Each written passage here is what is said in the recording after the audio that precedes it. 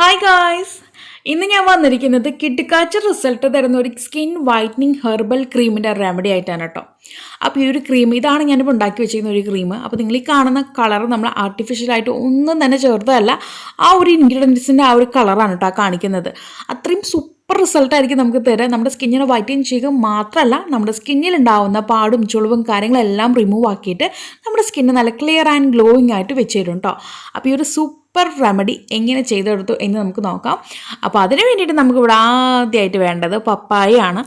ഈ കാണിക്കുന്ന ഒരളവിൽ ചെറിയൊരു കഷ്ണം പപ്പായ എടുത്തിട്ടുണ്ട്. എന്നിട്ട് നല്ലവണ്ണം കഴുകി വൃത്തിയാക്കിയതിന് ശേഷം മിക്സി ബൗളിനകത്തേക്ക് അങ്ങ് ചേർത്ത് കൊടുക്കണം. കൂട്ടത്തിൽ അല്പം വെള്ളം കൂടി ചേർത്ത് ജ്യൂസാക്കി കൊണ്ടുവരാം. ഇത് ഞാൻ ഒരു തവണത്തേക്ക് ഫിൽറ്റർ ചെയ്തിട്ടുണ്ട് കേട്ടോ. അരിപ്പ് ഉപയോഗിച്ചിട്ട്, വലിയൊരു അരിപ്പ് ഉപയോഗിച്ചിട്ട് ഫിൽറ്റർ ചെയ്ത് എടുത്തിട്ട് വന്നിട്ടുണ്ട്.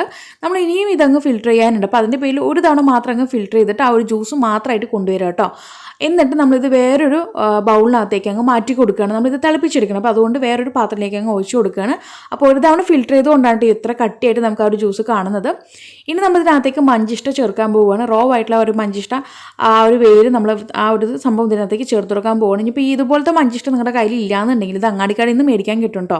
അപ്പോൾ ഇതില്ല, നിങ്ങളുടെ കയ്യിൽ പൗഡർ ആണെങ്കിൽ നിങ്ങൾക്ക് പൗഡറും ചേർത്ത് കൊടുക്കാം. പൗഡർ ആണെന്നുണ്ടെങ്കിൽ ഒരു കുഞ്ഞു സ്പൂണിൽ 2 സ്പൂണ് പൗഡർ നിങ്ങൾക്ക് ഇതിനകത്തേക്ക് ചേർത്ത് കൊടുക്കാം. അപ്പോൾ ഞാൻ ഈ ഒരു മഞ്ചിഷ്ട ഈ കാണിക്കുന്ന അളവിൽ 2 ചെറിയ കുഞ്ഞു പിടിയായിട്ട് അങ്ങ് ഇട്ട് കൊടുക്കുന്നുണ്ട്.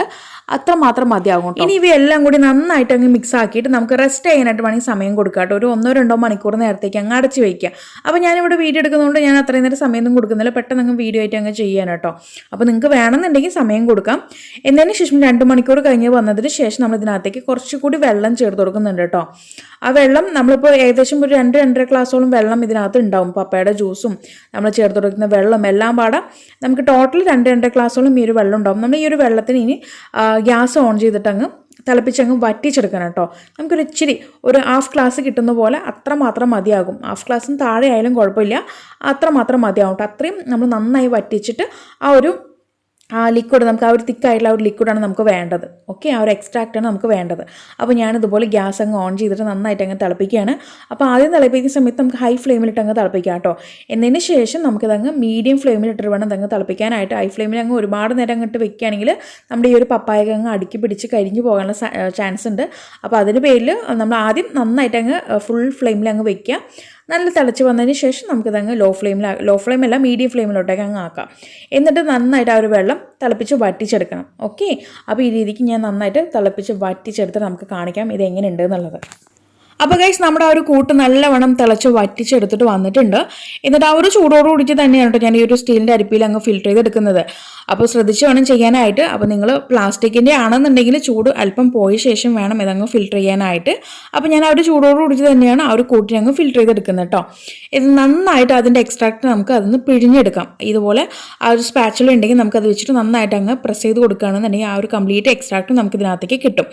അപ്പോൾ കഴിഞ്ഞിട്ടില്ല നമ്മുടെ ഒരു ഫിൽറ്റർ, ഇനിയും നമ്മളിത് ഫിൽറ്റർ ചെയ്തിട്ട് അതിനകത്തുള്ള ആ ഒരു ചെറിയ ആ പപ്പായയുടെ ചെറിയ ആ ഒരു ഇതുണ്ടാവും കേട്ടോ, ആ പിശടുണ്ടാവും. നമുക്ക് അതും കൂടി അങ്ങ് റിമൂവ് ആക്കി കൊണ്ടുവരണം. ഗൈസ്, ഏകദേശം ഒരു 1/2 ഗ്ലാസ്സിന് താഴെയായിട്ട് നമുക്കൊരു എക്സ്ട്രാക്ട് കിട്ടിയിട്ടുണ്ട്. ഇനി നമ്മുടെ ഷംനൂസ് ഓർഗാനിക് ഹെർബൽ ബ്യൂട്ടിയുടെ നോർമൽ ആലുവേര ജെൽ എടുത്തിട്ടുണ്ട്. എന്നിട്ട് അതിൽ ഒരു കുഞ്ഞു സ്പൂണിൽ ഒരു 4 ടീസ്പൂണ് നമ്മൾ ഈ ഒരു ആലുവേര ജെൽ വേറൊരു ബൗളിനകത്തേക്ക് അങ്ങ് ആഡ് ചെയ്ത് കൊടുക്കുകയാണ്. എന്നിട്ട് നമ്മുടെ ആ ഒരു ജ്യൂസും കൂടി ഇതിനകത്തേക്ക് ചേർത്ത് കൊടുക്കുകയാണ് കേട്ടോ.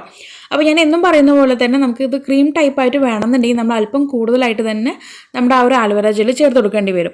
അപ്പോൾ ഞാൻ ഈ ഒരു ആലുവേര ജെല്ലും അതുപോലെ തന്നെ നമ്മുടെ ആ ഒരു എക്സ്ട്രാക്റ്റും കൂടി ചേർത്ത് നന്നായിട്ട് അങ്ങ് മിക്സ് ആക്കുകയാണ്. അപ്പോൾ സ്പൂണിൽ ചെയ്യുകയാണെങ്കിൽ പെട്ടെന്നൊന്നും മിക്സായി കിട്ടത്തില്ല. അപ്പോൾ ഞാനിവിടെ ആ ഒരു ബാക്കി വന്നിരിക്കുന്ന ജ്യൂസും നമ്മുടെ നോർമൽ ആലുവേര ജെല്ലും കൂടി ചേർത്തിട്ട് നമ്മുടെ ബ്ലെൻഡർ ഉപയോഗിച്ചിട്ട് അങ്ങ് നന്നായിട്ടൊന്ന് ബ്ലെൻഡ് ചെയ്തെടുക്കുകയാണ് കേട്ടോ.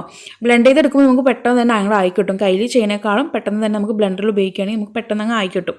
അപ്പോൾ ഞാൻ ബ്ലെൻഡറിൽ അതങ്ങ് മിക്സാക്കി കൊണ്ടുവന്നിട്ട് കാണിക്കാം എങ്ങനെയുണ്ട് എന്നുള്ളത്. ഗൈസ്, നമ്മുടെ സ്കിൻ വൈറ്റനിങ് ക്രീം റെഡി ആയിട്ട് വന്നിട്ടുണ്ട്.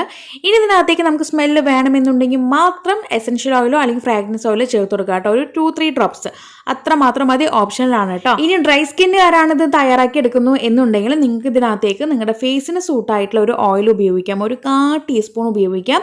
അതുപോലെ തന്നെ ഗ്ലിസറിൻ ആഡ് ചെയ്യുക കേട്ടോ. നിങ്ങൾക്ക് ഡ്രൈ സ്കിൻ ആണെന്നുണ്ടെങ്കിൽ മാത്രം. അതല്ല നോർമലാണ് ഓയിൽ സ്കിന്നുകാരാണത് ട്രൈ ചെയ്യാൻ പോകുന്നുണ്ടെങ്കിൽ നിങ്ങൾക്ക് അതിൻ്റെ ഒന്നും ആവശ്യമില്ല. നമുക്ക് ഈ ഒരു രീതിക്ക് തന്നെ മതിയാവും കേട്ടോ. മഞ്ചിഷ്ട ഉച്ചിഷ്ട, നമ്മുടെ പപ്പായ, ആലുവേര ഇത്ര മാത്രം മതിയാകും. അപ്പോൾ ഈ രീതിക്ക് അങ്ങ് ചെയ്തെടുക്കുക. നമ്മളിത് ഫ്രിഡ്ജിൽ വേണം സ്റ്റോർ ചെയ്യാനായിട്ട്. ഫ്രിഡ്ജിൽ സ്റ്റോർ ചെയ്യണമെങ്കിൽ നമുക്കിതൊരു 20 ദിവസം അല്ലെങ്കിൽ 25 ദിവസം വരെ നമുക്ക് നിൽക്കും കേട്ടോ. ഫ്രിഡ്ജിലത്തെ കാര്യം പറഞ്ഞത് പുറത്ത് വെക്കുകയാണെങ്കിൽ നമുക്കൊരു 2-3 ഡേയ്സ് അത്ര മാത്രം ഉപയോഗിക്കാൻ പറ്റുള്ളൂ. നമ്മൾ ഇതിനകത്തേക്ക് പപ്പായ എത്ര തന്നെ നമ്മൾ വറ്റിച്ച് ഉണ്ടാക്കിയാലും ആ ഒരു അത്രയും നിൽക്കത്തുള്ളൂ. ആ കൂട്ട് ഒരു 3-4 ദിവസം അത്രയും നിൽക്കത്തുള്ളൂ. ഓക്കെ, അപ്പോൾ മാക്സിമം ഫ്രിഡ്ജിൽ സ്റ്റോർ ചെയ്യാനായിട്ട് നോക്കുക. അതുപോലെ തന്നെ നമുക്കിത് ഡേ ടൈമിൽ ഉപയോഗിക്കാം. ഡേ ടൈമിൽ ഉപയോഗിക്കുന്ന സമയത്ത് ഇത് ഉപയോഗിച്ചിട്ട് പുറത്തോട്ട് ഇറങ്ങാൻ പാടില്ല കേട്ടോ. നമ്മൾ വീട്ടിനകത്ത് ഇരിക്കുകയാണെങ്കിൽ മാത്രം ഡേ ടൈമിൽ യൂസ് ആക്കുക. അതല്ലെങ്കിൽ നമുക്ക് രാത്രി കിടക്കുന്ന സമയത്ത് ഉപയോഗിക്കാം. രാത്രി കിടക്കാൻ നേരം ഇത് അപ്ലൈ ചെയ്യുക, ഡ്രൈ ആയതിനു ശേഷം പോയി കിടന്നുറങ്ങി, എന്നിട്ട് പിറ്റേന്ന് രാവിലെ നമുക്ക് കഴുകി കളയാം കേട്ടോ.